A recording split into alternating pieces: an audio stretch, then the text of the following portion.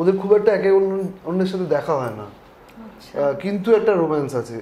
ওর আগে খুব মাসি একটা বডি তৈরি হয়েছিল পারিয়ার সময়, এটাতে একদমই ওরকম চেহারা নয়। না, ওদের সাথে না করাটা কনসিয়াসলি নয়, কাজের সূত্রে খুবই ভালো সম্পর্ক হয়ে গেছে, সেটা তার জন্য এই নয় যে যাই করি তাদের ওদের সাথেই করতে হবে। প্রথমেই যখন দেখে নেয় যে টিমটার থেকে ভালো রেজাল্ট আসছে, ওটাই রিপিট করতে থাকে। আর আরেক রকমের ডিরেক্টর হয় যারা সেই মুহূর্তে সেই কাজটার জন্য যে যোগ্য তার সাথে কাজ করে, তাতে কিছুটা মনোমালিন্য হয়।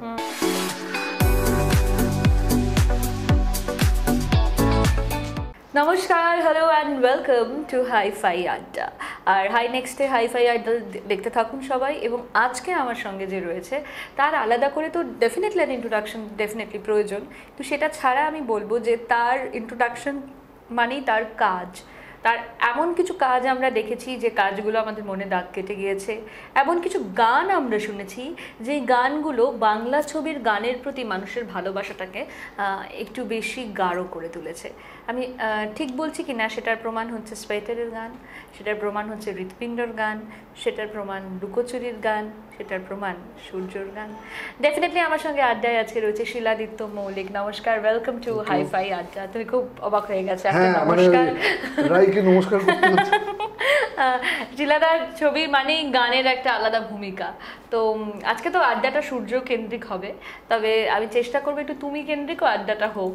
তো আমাকে যদি একটু বলো যে এই যে তোমার সূর্য ছবিটা এখন রিলিজ করেছে, তো এই ছবির ভাবনাটা হঠাৎ মাথায় এলো কি করে?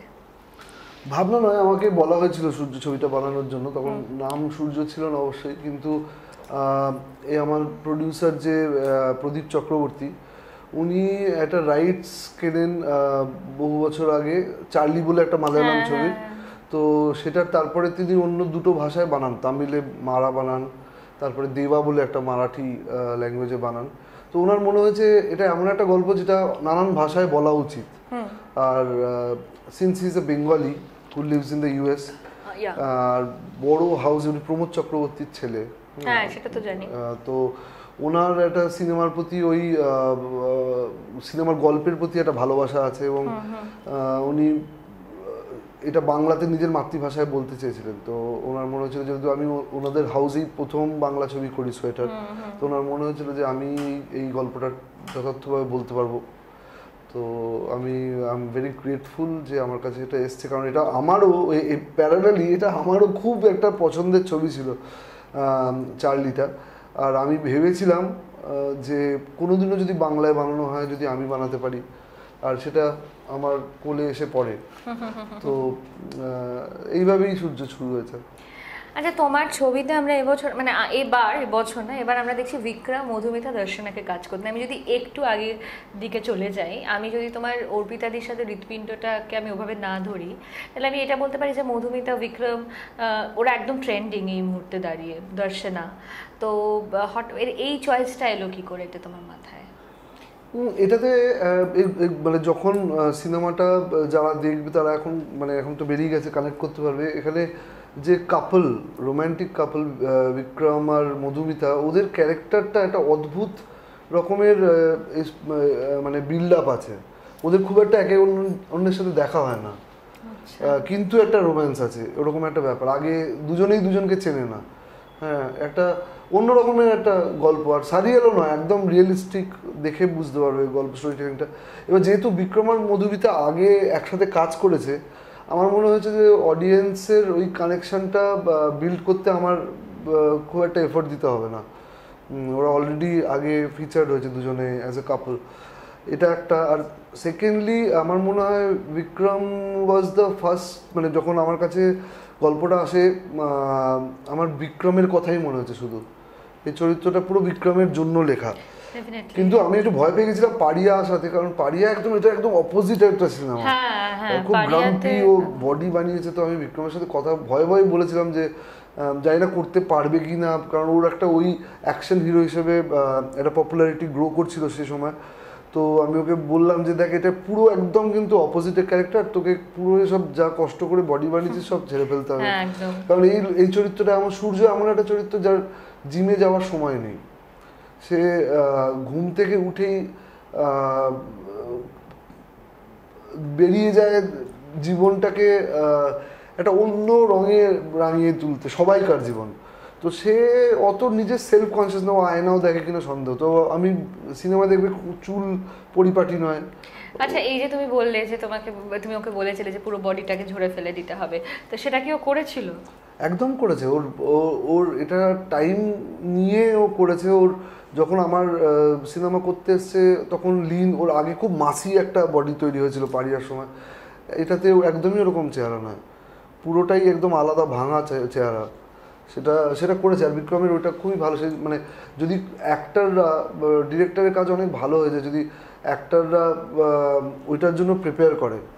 আর এই সিনেমাতে সেটা করেছে, যেটা খুব দরকার ছিল। আচ্ছা, একটা কথা বলো, তোমার ছবি মানে আমরা এর আগে প্রান্তিককে দেখেছি, সাহেবদাকে দেখেছি, সাহেবদাকে তো আমরা তোমার ছবিতে দেখেইছি, তো এবার সেই কাস্টের কেউ নেই আর কি, তো সেটা কি খুব কনসিয়াস কোনো ডিসিশন? না, ওরকম কোনো ব্যাপার না। যদি ওরকম ওদের মতো চরিত্র থাকতো, এরা সবাই যাদের সাথে আমি কাজ করেছি তারা ভালো কাজ করে আমার চোখে। আমি মিস করে যাচ্ছি চিনে বাদাম ও শিলাদারি ডিরেকশন। হ্যাঁ হ্যাঁ হ্যাঁ, তো একটু যদি বলো যে কাস্টিংটা কি ভেরি কনসিয়াসলি ডান?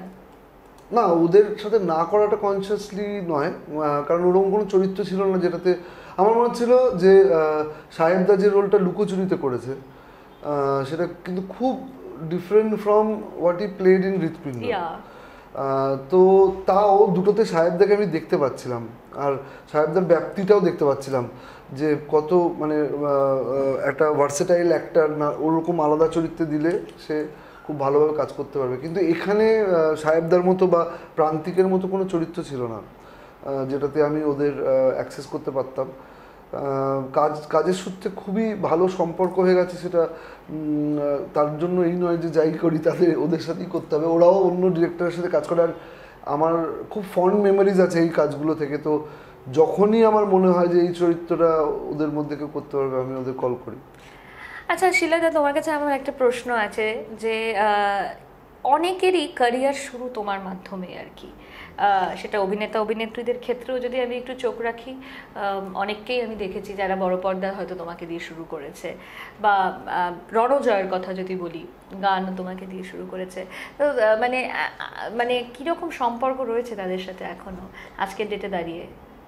সম্পর্ক আছে, কিন্তু আমার কিছুটা আমি কদিন আগে একটা কোন ইন্টারভিউতে বলছিলাম যে আমি বহু বছর ঈশার সাথে কাজ করিনি, কারণ সোয়েটার প্রথম এবং এখনো পর্যন্ত শেষ। কিন্তু আমি ওর সাথে কাজ করতে চাই, কারণ আমার মনে হচ্ছে যে ও যে এফর্টটা সোয়েটারে দিয়েছিল সেইটা আমি আর তার পরবর্তীকালে এক্সপ্লোর করতে পারিনি। এরকম কোনো গল্প আসেনি যেটাতে আমার মনে হচ্ছিল যে ঈশাকে নিতে পারি।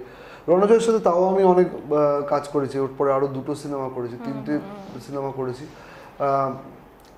আমার ব্যাপারটা হচ্ছে যে একটা ওরকম হয়ে যায়, দু রকমের ডিরেক্টর ফিল্ম মেকাররা থাকে। একটা হচ্ছে যে প্রথমেই যখন দেখে নেয় যে টিমটার থেকে ভালো রেজাল্ট আসছে ওটাই রিপিট করতে থাকে।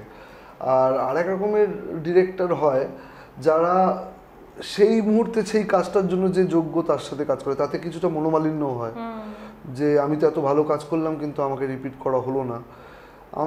আমি ওই সেকেন্ড ক্যাটাগরিটাতে বিলং করি। আর সেটা আমি ওদের সাথে কিন্তু খুবই ডাইরেক্টলি ওটা আমি এক্সপ্রেস করেছি। এখন আমাকে চিনে গেছে, প্রথম এটা অসুবিধাটা হতো, জানে যে জিনিসটা যেমন ভালো হয় আমার মনে হয় কাজের জন্য ভালো, আমার জন্য ভালো, তাদের জন্য ভালো। আজকে এই যে গানগুলো করেছে এটা লয়দীপ বলে একটা ডুও করেছে, ওদের সাথে আমার প্রথম কাজ। আর আমি কিন্তু ওদের অন্য কোনো গান আগে শুনিনি। আমি এটার ফেসবুকে পোস্ট করেছিলাম যে আমার এইরকম সাউন্ডস্কেপ চাই। তো তাতে সবাই প্রচুর নতুন নতুন মিউজিক ডিরেক্টরসরাও আমাকে অনেক কিছু পাঠাতে আরম্ভ করে। সেখান থেকে আমি লয়দীপকে শর্টলিস্ট করেছিলাম। তারপর আমার যে সরস্বতী পুজো হয় ওরা সিনেমা সরস্বতীতে লয়দীপ এসেছিল, ওরা পারফর্ম করেছে। ডালিয়া বলে একটা মেয়ে আছে, ও গান গেয়েছে এই সিনেমাতে, ও সিনেমা সরস্বতী থেকে। তো আমি চেষ্টা করি যত নতুন নতুন ট্যালেন্ট থাকে তাদের তুলে ধরার, এবং আমার কেউ যদি না দেয় আমার সিনেমা দিয়ে আমি যদি কাজ দিই, কারণ সত্যি ট্যালেন্ট আছে। তুমি সিনেমা সরস্বতীতে গান গাও, মানে তুমি বলতে চাইছো যে তোমার সাথে আমি একটা কোল্যাব করার কথা হয়েছিল ফর সিরিজ অফ কবিতা, কিন্তু তুমি মানে সেই টেলিফোনটা আবার কাছে আসেনি, মানে যে টেলিফোন আসার কথা সেই টেলিফোন আসেনি। কারণ হচ্ছে যে আমার ওটা লিখতে পারিনি, আমি একটা সিরিজ লিখছিলাম আর তখন লকডাউনে, হ্যাঁ তারপর লকডাউনটা খুলে যাওয়াতে হঠাৎ মানে কবিতাগুলো সিনেমা হয়ে কবিতা গেল। খুলে সিনেমা হয়ে গেছে, তখন আর তখন আমাকে নিয়ে ভাবেনি। এবার আমি না, যাবো করবো। সিনেমা সরস্বতীতে গিয়ে গান গাইবো যদি আমাকে একটা চান্স দেয়, জোকস পার। আচ্ছা একটা কথা বলো যে এই ছবিটাতে মধুমিতার চরিত্রটা ঠিক কেমন? মানে মধুমিতা তো এখন এখন মানে ওটিটি যুগে মধুমিতা ইজ আ স্টার, তো মধুমিতার মানে কিভাবে নিজেকে মেলে ধরেছে এই ছবিতে? খুব ভালো কাজ করেছো, ভীষণ রিয়েলিস্টিক ভালো। আর অনেকে আমাকে বলেছে যে মধুমিতা বাকি যা কাজ করেছে তাদের মধ্যে এটা একটা অন্যতম। এই এই এই চরিত্রটা মধুমিতা যেটা প্লে করেছে, যে হিরোইন স্টার তাদের একটা অরা থাকে, আমি মধুমিতাকে বলেছিলাম ওগুলো সব ভেঙে তুমি একটা ভীষণ ভালনারেবল একটা ক্যারেক্টার। ওর সিনেমার শুরুর দিকে একটা ডায়লগ আছে, তুমি দেখলে বুঝতে পারবে যে আমি জানি আমার মধ্যে প্রবলেম আছে, সেগুলো কি আমি জানি না। তো এটা আমাদের সবাইকার কথা, একদমই তাই। তো মধুমিতা কিন্তু আমাদের সবাইকার মতোই, ওর চোখ দিয়ে সূর্যকে দেখা যায়। আচ্ছা, তো প্রতি পদক্ষেপে ও যেটা ফিল করছে, দর্শক যেটা ফিল করছে সেটা ম্যাচ করতে করতে যাবে। আচ্ছা আমি শুনেছি, আমি জানি না, correct me if I am রং, এই ছবিতে মানে যে বিষণ্ণতায় তো আমরা সবাই থাকি, ডিপ্রেশনে থাকি, এটা কি একটা সাবজেক্ট এই ছবির একটা পোর্শনে, কি এটা বোঝানো হয়েছে? পুরো সিনেমাটাই ওই বিষণ্ণতার কি করে উপশম করতে হয় সেটা নিয়েই। সূর্যটা ওষুধ, আর সূর্য একটা মানুষ এই সিনেমাতে, কিন্তু তোমার জীবনেও সূর্য আছে, তুমিও কারোর জীবনে সূর্য। আচ্ছা, ঠিক আছে, সেইটাই এখান দিয়ে দেখানো হয় যে আমরা সেই সূর্যটা খুঁজি, আমরা মানে কারোর মধ্যে একটু এক ঝলক সূর্য পাই আর এক ঝলক সূর্য পাই, সেই মানে সেই সূর্যটা আমরা কখনো কখনো আমাদের এত ডার্ক ক্লাউডস হয়ে যায় ডিপ্রেশনের জন্য যে আমরা ভালো দেখা বন্ধ করে দিই। তো সেইটা খোঁজার গল্প সূর্য। আচ্ছা, সেটা খোঁজার গল্প সূর্য। এবং আমি দেখেছি যে বম্বের অনেকে বেস্ট উইশেস জানিয়েছে এই ছবিটাকে। তো এটা কি কোথাও গিয়ে তোমার ভাবনা আছে যে এটাকে একটুখানি অন্যভাবে আবার অন্য ভাষায় করার কাজটা? এটা অন্য ভাষায় হয়েছে না, এটা আমি এই অবধি আমার জার্নি সূর্যকে নিয়ে আমার মনে হচ্ছিল যে সূর্যকে ইন্ট্রোডিউস করে দেওয়া অবধি আমার কাজ মানুষের কাছে। সেটা যদি অনেক বেশি মানুষ দেখে তাহলে আমার এই কার্যসিদ্ধি হবে। নানান রকম গল্প হয়, এটার দৌড় এতটাই, আমি অন্য ভাষায় বানাতে চাই না এটা। আচ্ছা, এই যে তুমি বলছো যে মানে মানে আমরা যেটা বলছিলাম যে বিক্রম, মধুমিতা, দর্শনা এরা রয়েছে, ছবিটা একটা অন্য ধরনের গল্প বলছে। তবে এই ছবির সাথে সাথে তো আরও অনেকগুলো বাংলা ছবি এই মুহূর্তে হলে চলছে। অযোগ্য চলছে প্রসেনজিৎ ঋতুপর্ণার, বুমেরাং চলছে জিতের, আরেকটা ছবি চলছে জিতু কামালের। এতগুলো ছবির মধ্যে মানে কতটা টাফ নিজের ছবিটাকে দাঁড় করিয়ে রাখা? আমি এটা টাফ হিসেবে নিই না, কারণ সবসময় বাংলাতে বাংলা ছবি চলবে না কেন, চলা উচিতই, এবং সেগুলো ভালো করাই উচিত। সামগ্রিকভাবে যদি সবকটা ছবি ভালো হয় আমার মনে হয় ইন্ডাস্ট্রির অনেক ভালো হবে। তো আমি এটা কোনোদিনও চ্যালেঞ্জ হিসেবে নিই না। আমি আমার যতটা ক্ষমতা সেটা প্লেস করেছি, এবার দর্শক দেখে যদি আমার সিনেমা দেখে, এবং বাকি সব সিনেমা দেখে দর্শকের বিচার করা উচিত যে কোনটা আমার কতটা লাগবে। তো আমি ওটা খুব একটা চ্যালেঞ্জ হিসেবে নিই না। হ্যাঁ, একটা প্রবলেম হয় হল পাওয়া নিয়ে, কারণ আমাদের তো অনেক সিঙ্গেল থিয়েটার্স বন্ধ হয়ে গেছে এখন। এটা মাল্টিপ্লেক্স, লার্জলি মাল্টিপ্লেক্স সিনেমা, কিন্তু এখন এই যে ইনিশিয়াল উইক এখন রিলিজ হয়েছে, আমি ভালোই মানে সিনেমাটা গ্রহণযোগ্য বলেই মনে হচ্ছে। আচ্ছা, এই ছবিতে তো গান একটা অবশ্যই, তোমার ছবি মানে গান একটা গুরুত্বপূর্ণ ভূমিকা। শিলাজিৎ দা একটা গান গিয়েছে, তো এই গানটার ব্যাপারে যদি একটু বলো। যে এটা আমি খুব কিউরিয়াস, কারণ আমি একটা শো করেছি সূর্যর, এবং আমি রীতিমতো প্রত্যেকটা স্টেপ শিখে গেছি, কোরিওগ্রাফারের কাছ থেকে শিখে গেছি। মানে তোমার ছবিতে এরম গান, এবং সেটার সাথে মানে রীতিমতো কোরিওগ্রাফার ওটাকে কোরিওগ্রাফি করেছে, ডান্সটা রয়েছে একটা দেখছিলাম এরম এরম করে কলারটা নিয়ে নাচা, দেখেছো নাচটা শিখে গেছে কিন্তু। তো না, সেটা আমি কিন্তু একদম প্রপার ওনাদের কোরিওগ্রাফার যে তার কাছ থেকেই শোটা করতে গিয়ে শিখেছি। তো আমাকে যদি একটু বলো শিলাদার এই গানের ব্যাপারটা কি করে হলো? এখানে একটা চরিত্রই বলবো, আগামীকাল বলে একটা জায়গা আছে, ওটা একটা চরিত্রের মধ্যে সিনেমা, সেখানে ইট টকস অ্যাবাউট মানে টুমরো ল্যান্ড। আগামীকাল এমন একটা জায়গা যেখানে তুমি যা হয়ে গেছে হয়ে গেছে, বাকি জীবনটা কেমন করে ভালোভাবে কাটানো যায় তার একটা ব্যবস্থা। আর সেখানে সবাই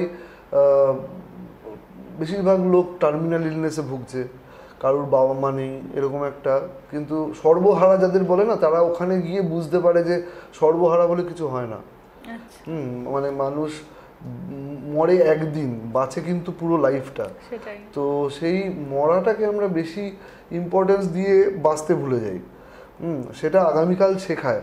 তো সেই কথাটা আমার মনে হয়েছিল যে খুব কনভারসেশনাল হওয়া উচিত, ওটা খুব লিরিক্যাল হওয়া, বাকি গানগুলো দেখবে খুব লিরিক্যাল এই সিনেমাটাতে, কিন্তু আমার মনে হয়েছিল এটা একজনকে ধমক দিয়ে বলতে হবে যে কেমন আছিস বল। হ্যাঁ, বাদ বাকি সব কারেক্ট আছে, জীবনটা টলমল। মানে এটা মানে this I just want to make it my ringtone. কারণ এই যে কথাটা বললো যে আমরা অনেক সময় নিজেদেরকে ভাবি যে সর্বহারা, হয়তো আমার কেউ নেই বা কিছু, এত রিলেটেবল এই কথাটা। আমি তো ছবিটা দেখবই, আপনারা ডেফিনেটলি দেখুন। এবং ওই যে গানের কথাটাই ছিলাম, গানের কথাতেই আসবো। হ্যাঁ, গানের লিরিক্সটা একটু বলো। আর গানটা তো সেই কথাটা আমার মনে হচ্ছিল এটা সব থেকে ভালো যদি আমাদের কেউ বলতে পারে, এটা শিলাদা বলতে পারে। শিলাদার চোখে আঙুল রেখে কথা বলতে পারে। তো হ্যাঁ, ওইটা। আর প্রসেন লিখেছে, প্রসেন শিলাদার সাথে বহু বছরের সম্পর্ক, তো প্রসেন জানে কি লিরিক্সটা লিখলে ওটা শিলাদার মতো হয়। হ্যাঁ, সেই দেখবে কেমন আছিস বল প্রসেন লিখেছে, কিন্তু ওটা কিন্তু শিলাদাও একটা, এই আমাদের যেদিনকে মিউজিক লঞ্চ হচ্ছিল সেদিনকে গিয়ে বলেছে গানটা আমার মতো করে লেখা হয়েছে। তো ওইভাবেই তৈরি হয়েছে। আমি আর অনেক ত্রুটি আছে গানটাতে, it is not perfectly choreographed. Okay, আমার কোরিওগ্রাফার যে ছিল ওকে ওটা বলা ছিল যে এই যে ভাঙাচোরা লোকগুলো নাচলে যেটা হবে সেটাই আমি চাই, কিন্তু আমি চাই না হঠাৎ করে যেমন সিনেমায় মাঝে মাঝে দেখানো হয় না, সবাই খুব পারফেক্ট হয়ে যায়, একদম স্টেপ নিচ্ছে এমন মনে হবে। যাদের দেখেছো মানে এই গানটাতে যারা আছে একজন অ্যাক্টর নয়, মানে ওই কয়েকটা বুড়ো বয়স্ক লোক যারা কাজ করেছে তারা ছাড়া বাকি সব কিন্তু এই জিরো অরুণাচল প্রদেশের আমাদের স্কাউট করা, তাদের কোনো অভিজ্ঞতাই নেই। আমরা এক সপ্তাহ ধরে ওখানকার বাঙালি খুঁজে, কারো আমাদের সিনেমায় যায়, বাচ্চা বুড়ো মধ্যবয়স্ক সমস্ত রকম লোকদের তৈরি করেছি, ওয়ার্কশপ তৈরি করেছি, নাচ শিখিয়েছি। আর উইথ ফ্লজ, আমি জানি যতই নাচ শেখাও ওদের মধ্যে তো ভুল থাকবে, হঠাৎ তো ওরা ডান্সার হয়ে যাবে। তো আমি ওটাই রেখেছি, আমি ডান্সার ট্রুপ কলকাতা থেকে নিয়ে গিয়ে করিনি। হ্যাঁ, তাহলে ওগুলোতে না তোমার ছবিতে সবসময় পাহাড় অনেক সময় মানে একটা মানে ভেরি প্রাসঙ্গিক, আমি সেটা দেখেছি আর কি। মানে আমি যদি সোয়েটারের কথা বলি বা হৃৎপিণ্ডর কথাও যদি বলি, আবার এখানেও আমি দেখলাম অরুণাচল প্রদেশের শুটিং। এটা কেন গো, মানে এটা কি তোমার মানে হয়ে যায় নাকি খুব কনসিয়াস ডিসিশন? না, এটা আসলে আমার এই ঘটনাটা ঘটে আমার জন্মের আগে। আমি ইউরোপে জন্মগ্রহণ করতে চেয়েছিলাম কিন্তু হয়নি, সেই জন্য বারবার পাহাড়ে নিয়ে চলে যাই। না, অ্যাকচুয়ালি কি বলতো, ব্যাপারটা হচ্ছে যে আমি যে ধরনের গল্প বলি না, ওটা একটা লোকেশন ডিমান্ড করে, স্টোরিটাই লোকেশন একটা ডিমান্ড করে। আর এই যে টুকু যদি কলকাতার অলিগলিতে ঘুরে বেরিয়ে সোয়েটারের উল বুনতো আর ওর ওখান থেকে উত্তরণ হতো, স্টোরি ওয়াইজ খুব একটা প্রবলেম হতো না। কিন্তু বেশ কিছু অডিয়েন্স ওই যে নতুন প্রেক্ষাপটে একটা মানে পাহাড়ে একটা বাঙালি ফ্যামিলি থাকে, এটা ইট অ্যাডস টু দ্য স্টোরি। আমি ওইটাতে সীমাবদ্ধ করি না যে শুধু গল্পটা, সব ওভারঅল জিনিসটাকে একটা প্লেজেন্ট ভিজুয়ালি একটা এনরিচিং করার একটা বাসনা থাকে। তো গান এবং ভিজুয়ালসগুলো তৈরি করতে গেলে যেটা লাগে, ভালো লোকেশন। আমাদের সমুদ্র আছে কিন্তু খুব লিমিটেড সমুদ্র, ওটাতে বেশি কিছু করতে পারবে না। তো রইল বাকি পাহাড় আর জঙ্গল আছে, আমি জঙ্গলও এক্সপ্লোর করতে চাই। বেশি কাজ তো এখনো করিনি, মানে 7-8টা ছবি হয়েছে আমার। আমি আরও অনেক কাজ করব সেখানে, আরও ভালো ভালো লোকেশান। আমি সারাক্ষণ স্কাউট করতে থাকি। যখন সিনেমা করছি না, আমি যে ঘুরতে যাওয়ার নাম করে আমি লোকেশান দেখি, ঠিক আছে, যখন কোনো প্রডিউসারই থাকে না আমার কাছে। তো ওটা আমার মনে হয় যে সিনেমাকে ভালো দেখতে করাটা একটা আমার দায়িত্ব, শুধু গল্প বলা নয়। তো সেটা করার জন্য আমি বারবার পাহাড়ে যাই। আর আমরাও বারবার এরকম গল্প শুনতে চাই ওনার কাছ থেকে, যে গল্প একটু অন্য ধারার গল্প, যে গল্প আর 5টা আজকালকার গল্পর থেকে একটু আলাদা। সূর্য সেরমই একটা ছবি, যে ছবিটা যে ডিরেক্টর বসে বলছে ছবিটা পুরোটাই বিষণ্ণতাকে ওভারকাম করার একটা গল্প। তো বিষণ্ণ তো আমরা সবাই থাকি, তো কেউ বলে কেউ বলে না, এটাই হচ্ছে সবচেয়ে বড় ব্যাপার। তো আমার মনে হয় সূর্য ছবিটা আমাদের সবাইকে একটু হলেও বুস্ট করবে, এবং হলে গিয়ে ছবিটা দেখবো আমরা। কবে ওটা OTT ওটিটিতে রিলিজ করছে, কবে একটুখানি টুক করে ইউটিউবে দেখে নেওয়া যাবে সেটার অপেক্ষা করব না। আমরা রিলিজ করে গেছে সূর্য, ডেফিনেটলি হলে গিয়ে দেখবো শিলাদিত্য মৌলিকের ছবি, এবং এই ছবিটা অন্যরকম গল্প বলে। থ্যাংক ইউ সো মাচ শিলাদা আজকে সময় দেওয়ার জন্য। আমি জানি তুমি খুব ব্যস্ত, তা সত্ত্বেও এত হল ভিজিটের মাঝখানে আজকে সময় দিয়েছো, কেমন লাগলো? খুব ভালো লাগলো। আরেকটা জিনিস তুমি যেটা বললে ওটাতে আমি অ্যাড করতে চাই যে এই সিনেমাটা বিশেষ করে এমনভাবে বানানো হয়েছে যেটা খুব প্যালেটেবল বড় পর্দার জন্য। যখন অনলাইন তো আসবেই, অবশ্যই আসবে, ওটিটিতে আসবে, কিন্তু অনেক কিছু মিস আউট করে যাবে দর্শক, যতই বড় টিভি হোক না কেন। ওই অন্ধকার ঘরে মোবাইলটা পকেটে রেখে ওই অনুভূতিগুলো পাওয়ার একটা যে মজা আছে, সেটা আমি অলরেডি ফিডব্যাক পাচ্ছি এই যে হল ভিজিট করছি। কালকে অদ্ভুত একটা জিনিস লাগলো, নন্দনে একজন নিজে সূর্যর টি শার্ট পরে, মানে বানিয়ে সূর্য বুকে লেখা পিছনে লেখা উনি গেছেন। তারপর একজন এই সিনেমাটা ভালো হয় যেন তার জন্য পুজো দিয়েছেন, ট্রেলার টিজার এমন ভালো লেগেছে। একজন এরকমও আছেন, উনি বললেন যে আমি বুঝতে পারছি না আমার ইমোশনটা আমি কী করে কন্ট্রোল করবো, এই সিনে হাসছি পরের সিনে কাঁদছি। তো সেগুলো সব হচ্ছে, কিন্তু আমরা যা করেছি তার সত্ত্বেও এই হলের অ্যাটমসফিয়ারটা। তো আমি দর্শকদের অনুরোধ করবো আপনারা হলে গিয়ে দেখুন, হলে গিয়ে ছবিটা দেখবেন প্লিজ, এটা আমারও রিকোয়েস্ট।